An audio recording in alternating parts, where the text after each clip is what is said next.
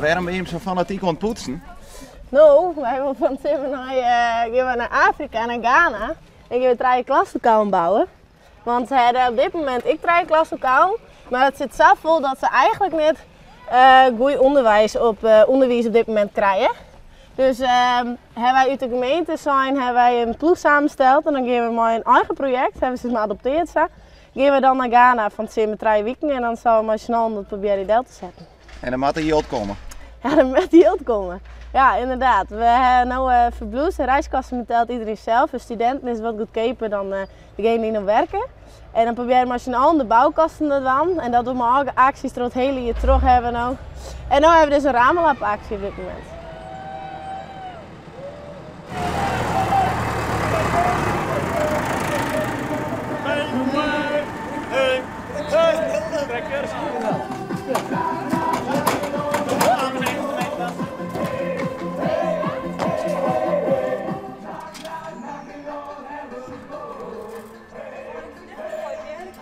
Hoe is het deze ploeg zo vier kregen? Want je bent maar een soort meisje en ik neem aan dat je net al hier naar Ghana ging.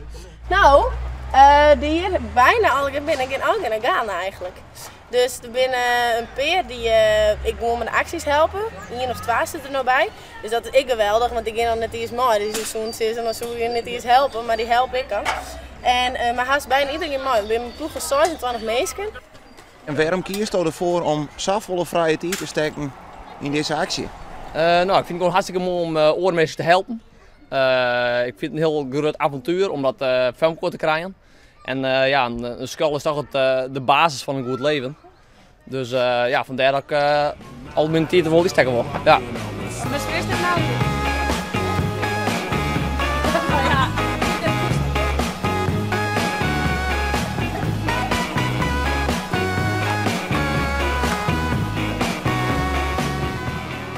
En ben je een van die idealisten? We hebben ook een persoonlijk doel hoe we erheen gaan. En dat heb ik van tevoren proberen op papier te zetten. Eén keer in de maand hebben we een vergadering met z'n allen. En dan geven we alle acties bij langs en proberen we dat gewoon naar voren te helpen. Om jezelf te werken, maar ik daar om mensen te werken. Maar het is natuurlijk ook goed voor je ontwikkeling van je eigen.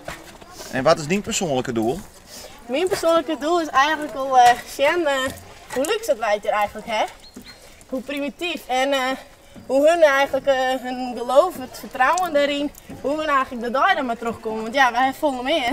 Als wij direct heen gaan, dan is het heel primitief. Het aanmaken en dat doen ze maar. De wc's en gat in de groen en dat is gewoon heel verschil. Joris, dan ben je ook praat met mijn vrouw dat het dit weer is. Nou, heel geweldig. En dan super. hem alles. Dankjewel. Mooi, nou. Het mooi. Nou, succes. En hoeveel job moet je hem nog ophalen? Ik geloof dat op dit moment 70.000 of 60.000 met ophalen en we zitten nu al op 2 redden. Zitten we dik al heen op dit moment. Dus het gaat heel goed, maar er moet nog wat bij.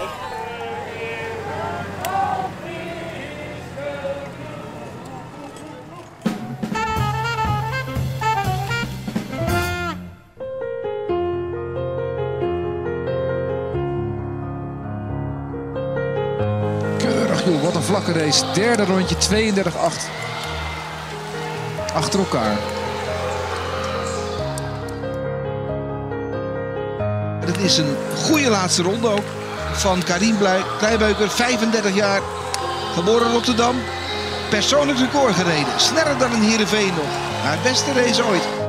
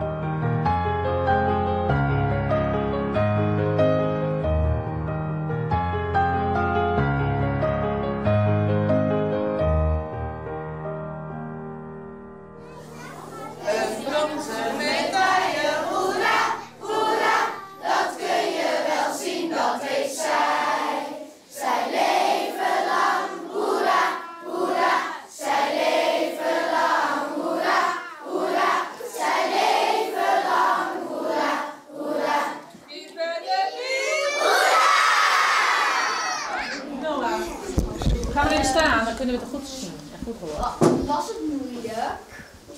Ja, ik vond het best moeilijk. Ik was ook heel erg zenuwachtig. Maar toen ik eenmaal begonnen was, toen ging het eigenlijk wel een beetje vanzelf. Toen had ik een medaille en toen was ik echt heel erg blij. Toen deed ik zo naar me toe in de knuffel. Ja, en toen werd jij daar getild op dat middenterrein. En toen zagen we dat allemaal natuurlijk. Maar dat deed je heerlijk. Toen ging het zo wop, wop, wop. Want hij deelde me en toen ging hij wop, wop, wop. Ja. Hey, en wat dacht jij allemaal toen mama aan het schaatsen was toen? Ik dacht dat ze geen medaille ging winnen. Waarom niet? Waarom dacht je dat? Omdat ik dacht dat ze niet snel ging. Oh! Ik was heel erg zenuwachtig van tevoren. Al een paar dagen was ik heel erg zenuwachtig. Ik kon ook helemaal niet meer slapen.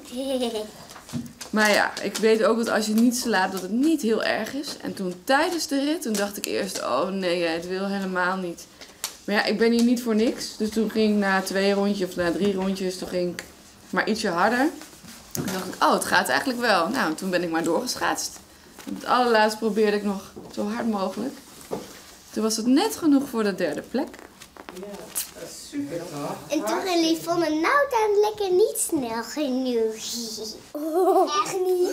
Nee, is het niet zo? Maar ik zag ook op de twee dat iemand eraan ging bijten. Ja, moest op de foto.